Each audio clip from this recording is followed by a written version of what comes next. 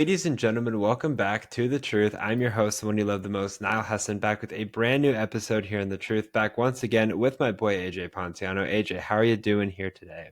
I'm doing great. How about yourself now? I'm doing great as well. Today we're going to be doing our Week 12 NFL takeaways, and we are recording this a little bit earlier than usual. We are recording this right before our Sunday Night Football kick, so the takeaways will be from mainly the Sunday and even Thursday games. Not really Sunday night, Monday Night Football, but there's so many takeaways I feel like in every game that it doesn't necessarily matter. Just wanted to give you guys some relevancy there. So these two games, obviously tonight's game at the time of recording and the Monday night game, will not be a part of this video. Anyway, so we got our 10 takeaways total, 5 from each side. Why don't you go ahead and give me your first takeaway from week 12 in fantasy football? Yeah, I mean, Niners are looking real bad. Usually their defense is somewhere where you can have an upside, especially Purdy being out and having to start Brandon Allen there, but the defense didn't look good. Offense, I mean, it was pretty bad. Defense didn't create a single turnover, I'm pretty sure.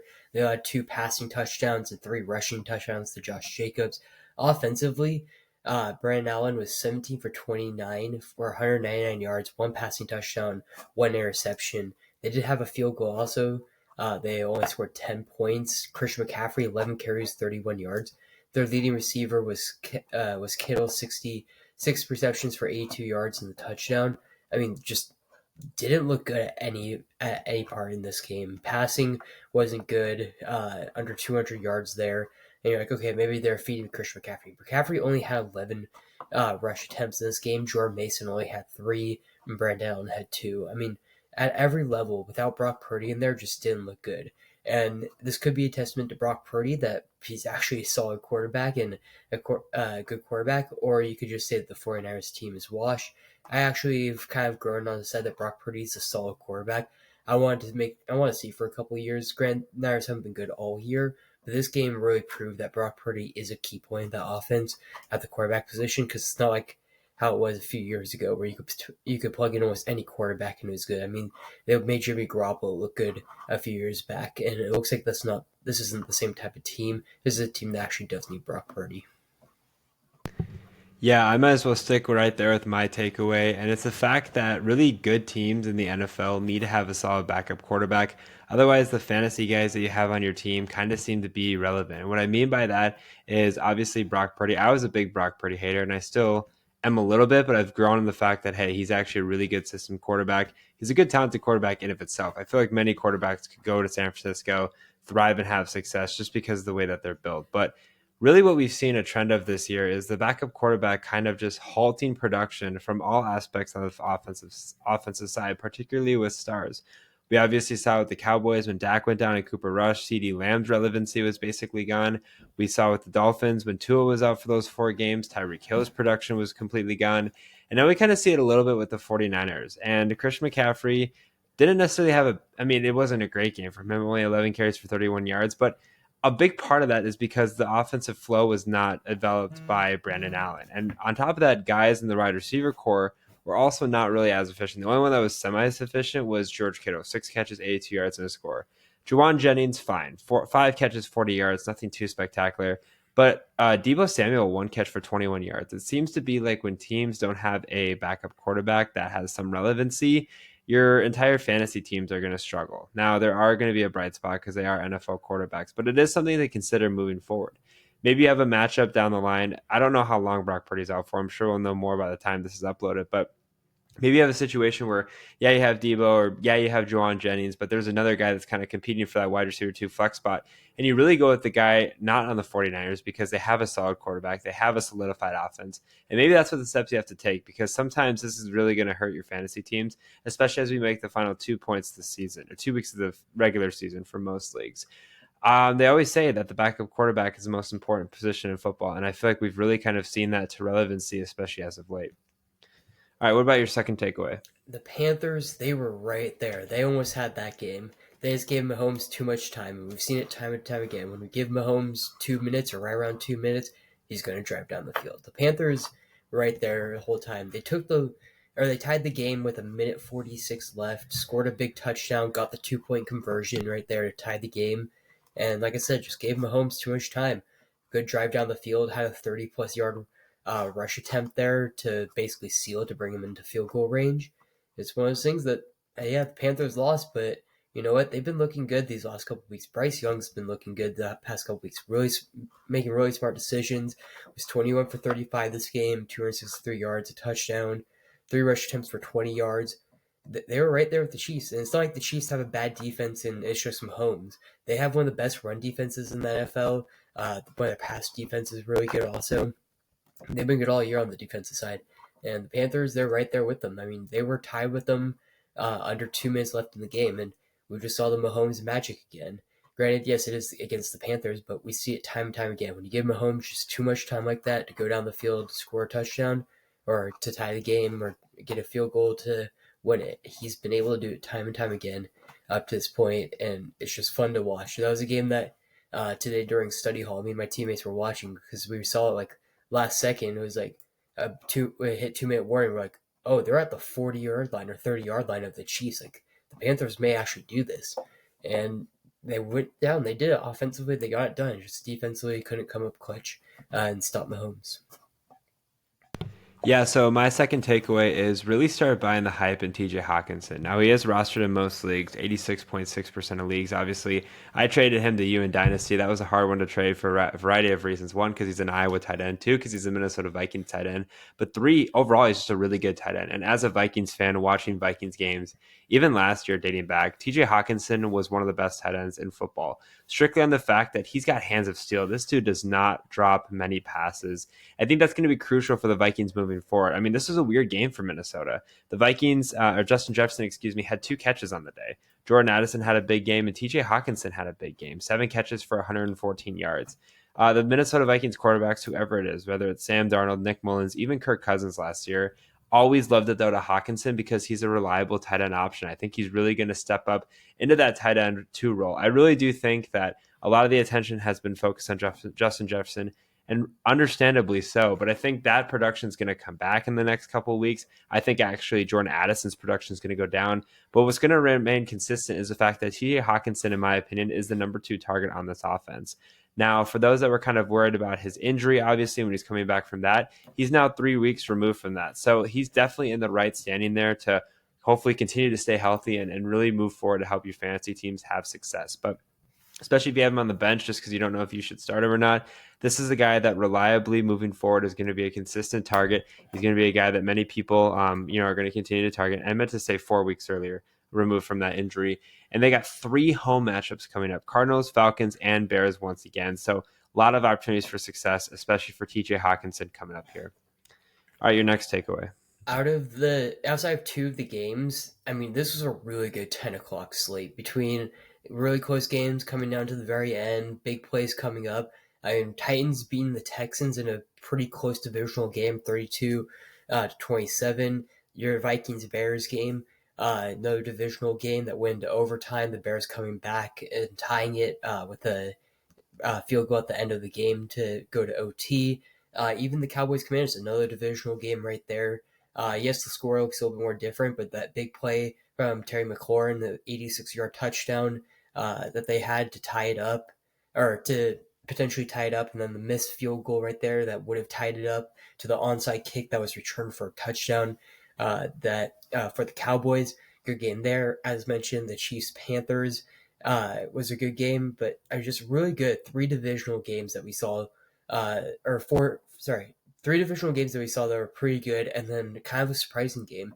The Chiefs that are only have 1 loss compared to the Panthers, who are one of the worst teams in the NFL, having a really good game there. It was just a really fun slate. It was one of those ones that I switched around between games because of how it was going. I mean, the 2 minutes left with the Panthers game, had checked that out. I didn't watch much of the Bears Vikings game, but I just kept on getting updates that the score kept on getting closer and closer. I was watching the Titans Texans game early on. That was a fun game to watch them going back and forth, and just how good the Titans defense was with the ground game, stopping Joe Mixon. And like I said, the Cowboys Commanders, it was a slow start, but in the second half, mainly the fourth quarter, is really where the offense started turning it on. Yeah, so my next takeaway is start to buy the hype on Jonnu Smith. Now, for those that don't know who Jonnu Smith is, he is the Miami Dolphins tight end. Everyone remembers famously last year with Atlanta, him and Kyle Pitts were like a 1-2 punch, which was super weird to think. But Jonnu Smith at times would break for a huge game for no reason, and nobody understood it. I think there was a lot of question marks when he went to Miami, just if he was going to be relevant with Tyreek Hill, Jalen Waddle, Devon A. Chain out of the backfield. Like, there's a lot of options to throw to in Miami, but recently, Tua Tagovailoa has really, one, looked tremendous the last couple of weeks.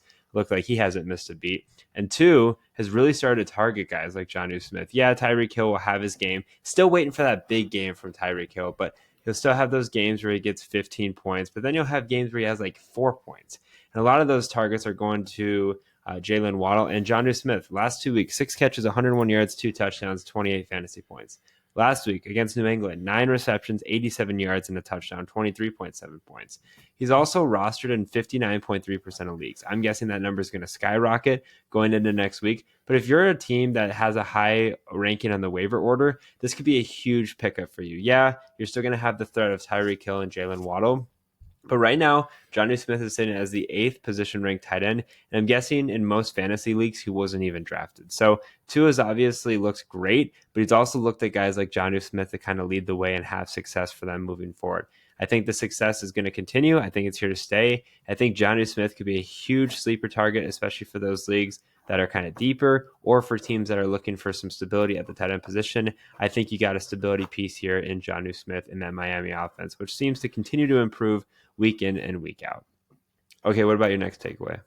Caleb Williams took a big step forward in the right direction. We have seen it the last couple weeks. I want to say it's 4 weeks. He didn't have a single touchdown. This week had two touchdowns, 340 yards, was 23 for 47. Was actually the leading rusher also for the Bears, 6 carries for 33 yards. But one of the big things is that he didn't have a single passing touchdown the first 3 quarters. Being down 24-10 going in the fourth, had two passing touchdowns, and then had a drive at the end of the game that led to a 48-yard field goal to tie the game to go to overtime. I mean, just a big step forward, big confidence booster right there for Caleb Williams. Now, I'm not saying that he's a guy you need to must go get off the waivers or off of free agency, but he's a guy that you could potentially be building towards the right way. I mean, this is a team that's probably isn't playing for the division. Early on was solid, and then just kind of gone downhill. But I could see a couple more of these games, just a lot of passing yards, a good amount of rushing yards, maybe only 1 to 2 touchdowns in a game. But Caleb Williams being a potential fantasy guy that you could stash on your bench, because we've seen it when he gets hot. He's fancy. You're able to start in fantasy. He won that 3-4 game stretch where he had, I want to say, 2 interceptions, but he had like 12, no, not 12, like 8 or 9 passing touchdowns, had a couple of rushing touchdowns. Again, he's a good enough rushing quarterback where he can get you 20 to 30 rushing yards and give you 250, 300 passing yards in a game. Like, he's a startable quarterback in fantasy when he's hot. And who knows, if this may be just enough a confidence boost for him to be able to go into next week and potentially keep on doing what we saw him do this week. Okay, so for my next one, I know I'm going to eat my words here, but I'm going to go with Bo Nix is here to stay. Okay, yes, I know I'm the biggest Bo Nix hater, and I have been, but I think I've finally come to the fact that Bo Nix is a very good quarterback, at least at this level for now. I believe it's his last 10 games. He has like 16 touchdowns to 2 interceptions. Obviously, way better than he did the first 2 weeks, 0 touchdowns to 4 interceptions. He's done overall just a great job of commanding that offense. I think you got to give Bo Nix a lot of credit, but I think more importantly, you got to give a lot of credit to Sean Payton. He always finds a way to get these quarterbacks going and get these quarterbacks to have success, and he's definitely done that here with Bo Nix. On top of that, he's gotten guys like Cortland Sutton going, Vile going, tremendous options. The only area of concern right now in the Broncos offense, I think to most people, is their running back room. It seems like some weeks Javonte Williams is the number one. Other weeks it seems like Jaleel McLaughlin or Audric Estime is the number one. You really just don't know week in and week out. But the passing game from Bo Nix has been very efficient. I think this is going to continue moving forward, especially the fact that they have a home game against Cleveland this week. Then they have a bye. Then they're home against Indianapolis. And then they're at Chargers, at Bengals, home against Kansas City. Those last 3 games will be a little bit tricky, but these next 2 in the 3 weeks can be huge, especially for your fantasy teams that's really looking to make that postseason push. I think Bo Nix is going to be your guy, at least for stability purposes. He is the seventh best quarterback position ranked in fantasy football, and he's rostered in 81.9% of leagues, averaging 18 points a week. So he is out there for those fantasy managers that are looking for a quarterback. I definitely would consider adding him. Again, I eat my own words. Absolutely admit it. He's looked great, and I think that Broncos offense as a whole has looked great. And a large credit of that can be attributed to the Bo Nix and his comfortability from getting familiarity in the offense as well as just in general. But I think a lot of that goes to Sean Payton and with that Broncos team just really moving forward and guiding themselves in the right direction. Okay, your final takeaway. Malik Neighbors is not wrong. I mean, if you heard his quotes after the game, he said, in quote, I mean, obviously it ain't the quarterback. Same outcome when we had DJ at quarterback. He's not wrong. I mean, they just lost 30-7 to the Buccaneers, who is a solid team, but they aren't that type of team that should be blowing you out by 23 points. We usually see it whenever a quarterback gets benched or a head coach gets fired. Usually there's some type of resurgence in the offense, usually play a better game. I mean, he's not wrong. Malik Neighbors is not wrong. He did have Malik Neighbors himself did have a solid game, 6 sessions, 64 yards, but I mean, it just didn't look good. Tommy DeVito, 21 for 31, 189 yards. He had 31 pass attempts that had under 200 yards. And it's not like he had low completions. He had 21 completions in this game. Tyrone Tracy, another rookie that I like, under 50 yards on 9 rush attempts there. He also had a big fumble in this game as well. I guess you can't say big fumble when you lose by 23 points, but he did have a fumble in this game. I mean, the Giants didn't look good. I mean, they did some good things with the run game early on. They were holding the running backs to under, I want to say it was under 75 total yards at one point until Bucky Irving had a big 56 or 58 yard rush there towards the end of the game. But outside of that, the run defense looked good. Pass defense didn't look horrible. It didn't look great though. But that offense, I mean, we heard from neighbors, there hasn't been a change. It doesn't look like there it has been a problem with Daniel Jones. Yeah, Daniel Jones wasn't great, but now the Giants are eating $40 million a year, and Daniel Jones is out of a job, and Tommy DeVito, that's the guy you go to. I mean, Drew Lock was right there the whole time. Drew Lock's much more talented. There's a reason why Drew Lock was actually drafted and why he was traded for.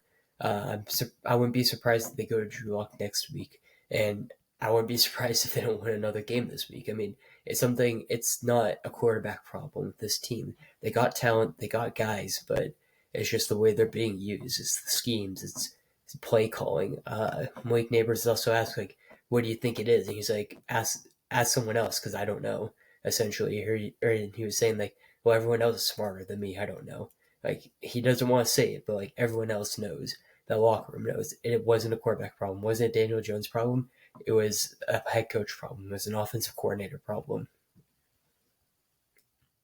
Yeah, Yeah, so so my my final final take. take. Oh, Oh, well, wow, I I just can can tell tell that that your your AirPods AirPods is disconnected. disconnected. But But anyways, my final takeaway is going to be Will Levis and his. I want to. I don't want to say reemergence because he hasn't really broken out into the scene yet. But I really think that you could start to kind of buy the Will Levis hype at least a little bit.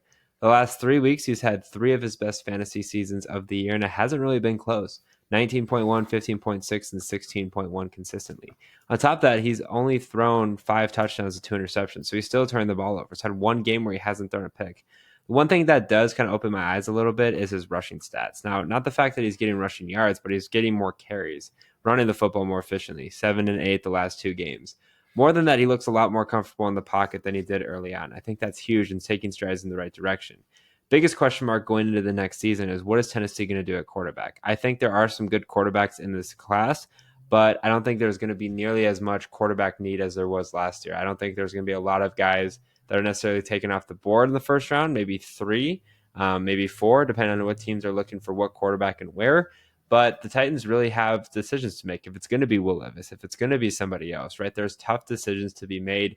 I think, of course, this is the time when Will Levis is going to start to show and say, hey, I still want a job. I still want to lead the Titans offense like this and that. You really just don't know. But what you do know as a fantasy manager is these final weeks, he's definitely going to show out.